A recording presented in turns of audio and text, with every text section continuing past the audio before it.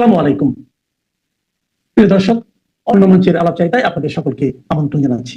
এই মুহূর্তে আপনাদের সামনে কথা বলতে এসেছি ক্যান্টনমেন্টে হাসনাত আব্দুল্লাহ নিষিদ্ধ। ক্যান্টনমেন্ট কি সিগন্যাল দিচ্ছে, এই প্রসঙ্গটা নিয়ে আপনাদের সামনে এই মুহূর্তে কথা বলতে এসেছি।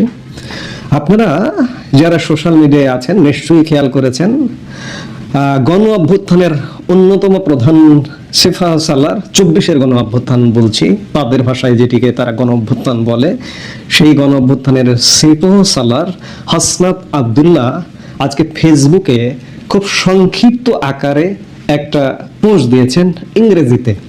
তিনি লিখেছেন, keep an eye on the north, gone too quite too fast. উত্তরের দিকে নজর রাখুন, খুব শান্ত, খুব দ্রুত। হঠাৎ হাসনাত আব্দুল্লাহ এমন একটা পোস্ট দিলেন কেন? কি হচ্ছে, কি হতে যাচ্ছে? ইঙ্গিতপূর্ণ পোস্ট, সরাসরি কিছু বলছেন না, কিন্তু ইঙ্গিতপূর্ণ। উত্তর বলতে তিনি ক্যান্টনমেন্টকে বোঝাচ্ছেন, ক্যান্টনমেন্টের দিকে নজর রাখতে বলছেন। ক্যান্টনমেন্টে কি ঘটলো এমন হঠাৎ করে? আমরা নানা রকম কানা ঘোষা শুনি যে পরিবর্তনের শব্দ 1 বছর ধরেই পাচ্ছি, আপনাদেরকেও বলছি, কিন্তু কোনো পরিবর্তন নাই। আমরা বিরক্ত, আমাদেরকে যে যারা এই শব্দগুলো শোনায় আমরাও তাদের উপর বিরক্ত। আপনাদেরকে আমরা বলি, আপনারাও আমাদের প্রতি বিরক্ত হন। কিন্তু ক্যান্টনমেন্টে একটা নাটকীয় ঘটনা ঘটেছে এই মুহূর্তে, যে মুহূর্তে সেনাপ্রধান জেনারেল ওয়াকারুজ্জামান দেশের বাইরে আছেন, মালয়েশিয়াতে আছেন। তিনি ইন্দো প্যাসিফিক অঞ্চলের সেনা প্রধানদের বৈঠক, সব এই যে ভারত মহাসাগর এবং প্রশান্ত মহাসাগর অঞ্চলের 12-14টা যে দেশ আছে, সব দেশগুলোর সেনা প্রধানরা এই মুহূর্তে মালয়েশিয়ায় বৈঠক করছেন। গত 22 সেপ্টেম্বর সেনাপ্রধান জেনারেল ওয়াকারুজ্জামান সেখানে গেছেন এবং বিভিন্ন অসমর্থিত সূত্র বলছে যে ভারতীয় সেনা প্রধানের সাথেও ওয়াকারুজ্জামানের বৈঠক হয়েছে। আমার অবশ্য কোনো পত্র পত্রিকায় এটি নজরে পড়েনি, কিন্তু বৈঠক হয়েছে এমনটা শোনা যাচ্ছে। যেটি হোক, সেটি সেনাপ্রধান তিনি বৈঠক করছেন, ইন্দো প্যাসিফিক অঞ্চলের সেনাপ্রধানদের সাথে সম্মেলনে যোগ দিয়েছেন। স্বাভাবিকভাবেই 1-to-1 বৈঠক হবে, এটা খুব স্বাভাবিক, অস্বাভাবিকতার কিছু নেই। তিনি ফিরবেন আজ বাদ পরের দিন, অর্থাৎ আগামী শনিবার 27শে সেপ্টেম্বর। কিন্তু এর মধ্যে সেনাপ্রধান 22 তারিখে গেলেন, আর 23 তারিখে ক্যান্টনমেন্টে একটা নাটকীয় ঘটনা ঘটেছে। নাটকীয় ঘটনাটা হলো যে গত 23শে সেপ্টেম্বর ঢাকা সেনানিবাসে এনসিপির প্রধান সংগঠক হাসনাত আব্দুল্লাহর প্রবেশ নিষিদ্ধ করে সেনাবাহিনীর সামরিক পুলিশ বা মিলিটারি পুলিশ বা এমপি। পূর্ববর্তী সিদ্ধান্তের অংশ হিসেবে নগরীর অন্যতম নিরাপদ অঞ্চলে নিষিদ্ধ করা হয়েছিল।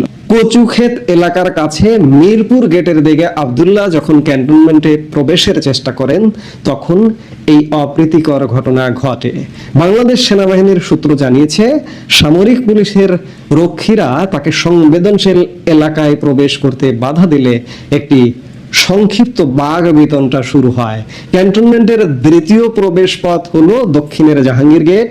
এরপর আব্দুল্লাহ কয়েকজন সেনা কর্মকর্তার সাথে মোবাইল ফোনে কথা বলার জন্য খানিকটা পিছিয়ে যান, কিন্তু তাতেও কোনো লাভ হয়নি।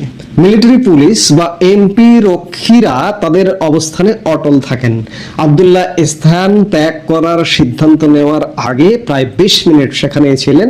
ওয়াকিবহাল সূত্র জানিয়েছে যে তিনি কোনো সেনা কর্মকর্তার সাথে দেখা করার জন্য প্রবেশ করতে যাননি, বরং তুলনামূলকভাবে খানিকটা যানজট মুক্ত এলাকা হওয়ায় ক্যান্টনমেন্টের ভেতর দিয়ে তিনি অন্য কোনো গন্তব্যে পৌঁছাতে চেয়েছিলেন। এই সংবাদটি বাংলাদেশের কোনো গণমাধ্যমে নেই। ভারতীয় গণমাধ্যম নর্থ ইস্ট নিউজের ভারতের বিখ্যাত সাংবাদিক চন্দন নন্দী নর্থ ইস্ট নিউজে দিয়েছে। নর্থ ইস্ট নিউজ সম্ভবত হাসনাত আব্দুল্লাহর সঙ্গে ফোনে যোগাযোগ করবার চেষ্টা করেছে, কিন্তু হাসনাত আব্দুল্লাহর কোনো সাড়া পায়নি। তবে হাসনাত আব্দুল্লাহ পাবলিকলি আজকে সোশ্যাল মিডিয়ায় এসে ফেসবুক স্ট্যাটাস দিয়ে ক্যান্টনমেন্টের দিকে নজর রাখতে বলেছেন। আপনাদের মনে আছে নিশ্চয়ই যে গত মার্চে হাসনাত আব্দুল্লাহ ফেসবুকে পোস্ট দিয়ে সরাসরি সেনাপ্রধান জেনারেল ওয়াকারুজ্জামানকে নিশানায় নিয়েছিলেন এবং নিয়ে বলেছিলেন যে জেনারেল ওয়াকারুজ্জামান একটা রিফাইন্ড আওয়ামী লীগ আনতে চায় এবং সেটি নিয়ে দেশে যথেষ্ট উত্তেজনার সৃষ্টি হয়েছিল এবং সেনাবাহিনী হাসনাত আব্দুল্লাহর সেই ফেসবুক পোস্টের পাল্টা বিবৃতি দিয়ে সেনাবাহিনী অস্বীকার করে যে আওয়ামী লীগ পুনর্বাসনের জন্য হাসনাত আব্দুল্লাহ বা অন্য কোনো ছাত্র বা সমন্বয়কদের কোনো চাপ দেওয়া হয়নি। হাসনাতের দাবি অস্বীকার করে সেনাবাহিনী বলেছিল যে জেনারেল জামানের সাথে বৈঠক আব্দুল্লাহ এবং সার্জিস আলমের উদ্যোগে হয়েছিল। তারপর থেকে সেনাবাহিনীর কর্মকর্তাদের সাথে সেনাপ্রধান ছাড়া অন্যান্যদের সাথেও হাসনাতদের যোগাযোগ যথেষ্ট শিথিল হয়ে যায় বা যোগাযোগ বিচ্ছিন্ন হয়ে যায়। এখন প্রশ্ন হচ্ছে যে হাসনাতকে সেনাবাহিনী বা সেনা ক্যান্টনমেন্টে প্রবেশ করতে দেওয়া হলো না। আপনারা জানেন যে কেউ যদি কচুক্ষেত দিয়ে ক্যান্টনমেন্টের ভিতর দিয়ে জাহাঙ্গীর গেট দিয়ে আসে, এটি সর্বসাধারণের জন্য উন্মুক্ত, যে কেউ যেতে পারে, কোথাও কোনো বাধা দেওয়া হয় না। আবার জাহাঙ্গীর গেট দিয়ে ঢুকে কচুক্ষেত দিয়ে বের হওয়া যায়, এটি মানুষ সাধারণত করে। কিন্তু হাসনাত আব্দুল্লাহকে বাধা দেওয়া হলো কেন? হাসনাত আব্দুল্লাহ কি তাহলে ক্যান্টনমেন্টে নিষিদ্ধ হলেন? ক্যান্টনমেন্ট কি বিশেষ কোনো সিগন্যাল দিল? এবং আজকে হাসনাত আব্দুল্লাহ ফেসবুকে পোস্ট দিয়ে আলাদা করে জানান দিলেন যে উত্তরে নজর রাখতে, উত্তরে কি কোনো পরিবর্তন আসছে? আমরা বিভিন্ন সময় বিভিন্ন কানা ঘষা শুনছি যে পরিবর্তন হতে হবে, সেনাবাহিনীর কর্মকর্তাদের মধ্যে আলাপ আছে, অবসরপ্রাপ্তদের মধ্যে আলাপ আছে যে একটা পরিবর্তন আসতে হবে। কারণ সেনাবাহিনী দীর্ঘদিন প্রায় 1 বছরের বেশি সময়, প্রায় 13-14 মাস মাঠে আছে, ম্যাজিস্ট্রেসি পাওয়ার নিয়ে আছে এবং এতে করে সেনাবাহিনী বিতর্কিত হচ্ছে, ইতিমধ্যে বিতর্কিত হয়েও গেছে। আপনারা কদিন আগে একজন সাবেক সেনাপ্রধান ইকবাল করিম ভুঁইয়ারও পোস্ট দেখেছেন যে তিনিও একটা বক্তব্য বলেছেন যে সেনাবাহিনী দীর্ঘদিন মাঠে থাকতে পারে না, সেনাবাহিনীর ব্যারাকে ফিরে যাওয়া উচিত। সেনাবাহিনী কি আসলে ব্যারাকে ফিরে যাবে, কিংবা হাসনাতদের কি সহযোগিতা আর করবে না?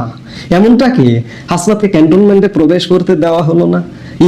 এসব কি সিগন্যাল কি বহন করে? একটা পরিবর্তন নিশ্চয়ই। আমরা পরিবর্তনের গান অনেকদিন ধরে শুনছি, কিন্তু এটা একটা গুরুতর সিগন্যাল যে হাসনাতকে ক্যান্টনমেন্টে ঢুকতে দেওয়া হয়নি এবং হাসনাত ফেসবুকে পোস্ট দিয়ে জানাচ্ছেন যে উত্তরে নজর রাখুন। এগুলো অবশ্যই সিগন্যাল বহন করে। সেনাপ্রধান এই মুহূর্তে দেশের বাইরে আছেন, ইন্দো প্যাসিফিক সেনাপ্রধানদের সাথে বৈঠকে। তিনি আগামী পরশু দেশে ফিরবেন। দেশে ফিরবার পর কি হয় আমাদের অবশ্যই নজর রাখতে হবে।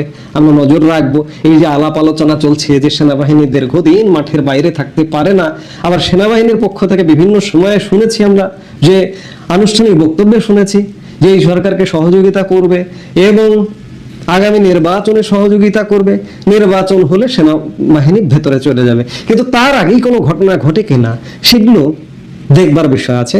সেগুলো দেখবার জন্য আমরা নিশ্চয়ই অপেক্ষা করছি এবং দেখছি যে সামনে আসলে কি ঘটতে যাচ্ছে।